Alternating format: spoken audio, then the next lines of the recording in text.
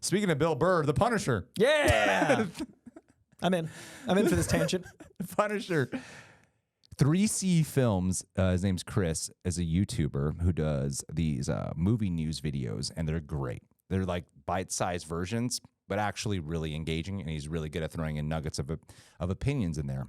And I heard his section about Punisher, because what the rumor is that Jon Bernthal is going to be co-creating or co-writing, which I love to hear, because man, he's so passionate about the character. So character developed. It'd be so character driven, right? Yeah.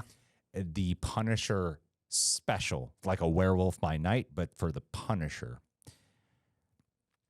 And he said, I don't understand why you can't just add on a few more minutes and make it a movie. And I was like, that's a damn good point right there. I think they want to fix the Disney Plus brand. And I thought, yes, that's where my mind started trailing off too. Yeah. Because when I think about Disney, I still think about the corporate synergy-driven company that wants to be able to theme park everything they're putting out in some way, or merch what they're doing in some way. I still think when I hear Disney, I still think of what I think of, like with Disneyland. Yeah, you know.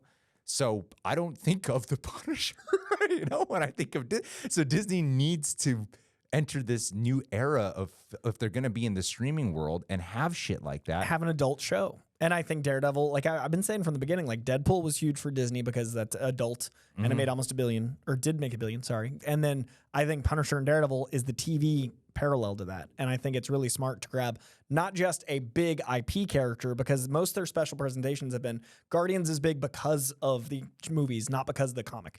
Werewolf by Night was never big, but it was smart to do that way. They haven't done like a huge IP special presentation. I think it's really smart to make it Punisher because it's R-rated, and because it's showing the Netflix world fold into this one, and you're going like, we're building out Disney Plus as well as movies. Yeah, it's like when I hear the word Fox or Sony or Lionsgate, any other studio name, it's like you just think of a movie studio. Warner Brothers, you think of a movie studio. You might think of a few specific movies, but you just think of a movie studio. Disney, you're like, kid-friendly, there's a accessible, yeah. You know? Yeah. And they need to, I think Disney Plus, you're right. Specifically, Disney Plus needs to develop that, because that's what helps if they had a different studio name for a department. It's like when something owns another Miramax was Disney. People don't think about Disney when they watch a Miramax movie. That's Kevin Smith movies. Yeah. Kevin Smith movies are so raunchy. You're not like, oh yeah, Disney paid for that in its own way. I remember watching the movie Ransom and with the Mel Gibson one, and seeing like the Walt Disney Castle on one of the covers once. And you're like, well, what? Yeah. Yeah. And it's so weird because like it's all umbrellas, but it's branding. But they think having the Disney logo will promote it more, but I'm like, Tarantino's Miramax. Like that's the darkest distant from Disney. Yeah. Like, but you don't think Tarantino like, Disney film. Yeah, I think weirdly sometimes having the Disney logo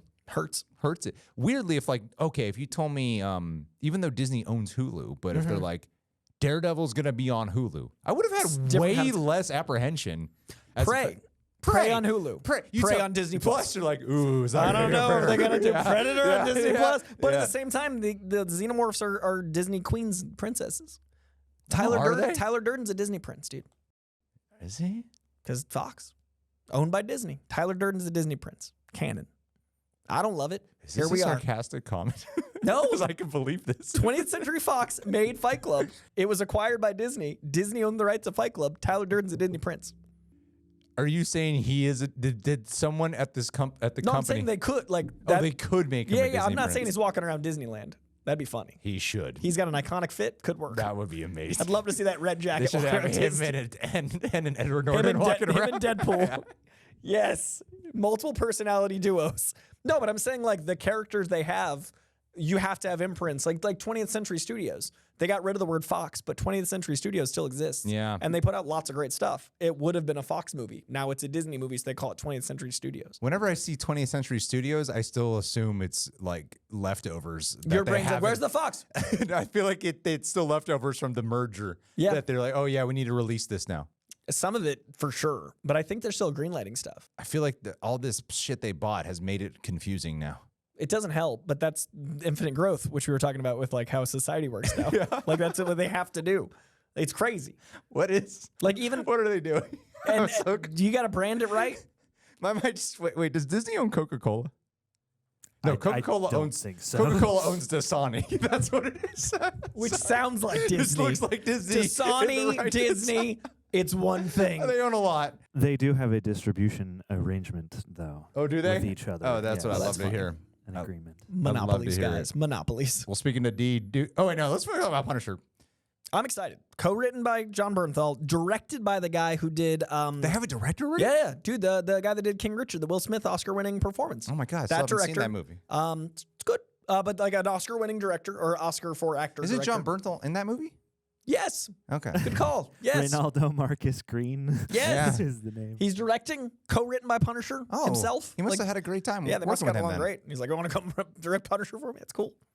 It's I love described as a shotgun blast of a story, but that also has pathos and emotion. Ooh, That's what you want with the It's Punisher. a great man. log line. Yeah, I'm really excited for this, and I think a special presentation is smart. Wow, and Jon Bernthal is that unique talent that can have a podcast, present himself all the time at the same time. Not oversaturated. Not I want more always. Not oversaturate, and you can still get lost in the character he's playing, no Yeah. matter how many times you watch him on And a podcast. how much you know the dude. Yeah. Yeah. Whereas a lot of the time that's detrimental to an actor. He shameless name drop of the week.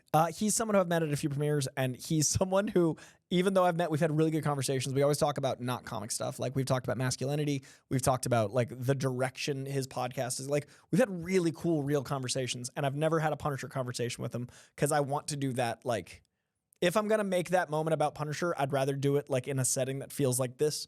Like I wouldn't want to be like, let's talk about the comic stuff, because that's every conversation I have. But what's fascinating to me is as soon as I see him at a Punisher at a con, like there was one time he was walking backstage to go back to his booth, and I was like, it's the Punisher, and it scared me. Like I've talked to John, I've never met the Punisher, but I saw the Punisher once, and he scared me. And that's a separate thing to me. Like he was wearing all black because I think, you want to be in that vibe for the con to like take photos. But like that wasn't the friendly guy I've talked to a few times. It was Frank Castle. Right. And it was so cool that I watch his podcast pretty religiously. I really value his opinion on things. I really like John. But to see Frank Castle in public, I was like, ah! And it was cool because you're right. He is separate. And like he's such a chameleon. And I totally forgot that was him in King Arthur. Like, he is able to blend into the roles like Wolf of Wall Street. I don't go like, the Punisher hanging out with like Jordan Belfort. Like he feels like a chameleon. I don't know. I love Jon Bernthal. I agree with you. I had a moment where he said King Arthur, and I was like, do I correct him or do I let comments correct him? And then you did correct me. Thank you. King Arthur but slept I on might- Charlie I Hunnam might film. have waited a little Long few enough for the a few comments. seconds too long. A few people in there. to let the engagement trickle in. Slept there. on Charlie Hunnam film, King Arthur. Guy Ritchie, real good. Nobody likes it. I love that movie. Yeah, I've met more and more people these days who bring up that movie. I've love never that seen movie. it, and I've read way more. I think Guy Ritchie is the white man's Tyler Perry in a way. Context. What? I think Tyler Perry has a really strong audience, Okay. and critics just don't like him. Oh, okay. And Guy Ritchie is a similar thing to me. I think Guy Ritchie is one of the most underrated directors working today, I agree with that. who does social commentary about white people. No, I was like, that's what I thought you were going with it. I was like, and where does this land in that conjecture? I Like, was just trying to get engagement going. all right, well, there it is. There's your clip out. But Roxy, you're welcome. I think Guy Ritchie is extremely underrated. And yeah, this Punisher thing's going to be something amazing. Did you see Punisher season 1 and 2, John? I saw season 1. No, I think I saw some of season 2, but I wasn't as gripped by not it, as good. and I In fell my off. Apparently, it's got a huge high IMDb rating. Season 2? Season 2 is the one where he's like with the girl, right? Yeah, it's the most cliche one. Yeah, it feels like an action movie from the 80s and not the fun way. I Yeah. saw some of that. Yeah. Season 1's exceptional. Season Season 1 one's is great. such a good show. Season 1's really, really good. And I That's can't like a wait for him in true season 4. character. That one Yeah. feels like a Jon Bernthal piece. Also starring Eben Moss Backrack, the thing. You know what I love about Jon Bernthal? It's like he's associated as such a badass. And whenever I hear him talk, he sounds like such a bro. Oh, Like, yeah. Yo, man. Hey, it's like, Hey, brother. Hey, brother. Yeah, I love to work on the Punisher, man. Like, Yeah. it's like he's like cool about it. And like him and Tom Hardy He's got, both like- have that thing where they're like very, very sweet, earnest, scary men. Yeah. And I like that. It's like the energy I want out of people like that. He's got like a surfer voice or something. He was Venice forever. Yeah, it's kind of funny. But Yeah. he, like, you hear Frank Castle, it's like, this is like Terrifying. Yeah, that's awesome. Doomsday. That's the next chapter, people. Doomsday!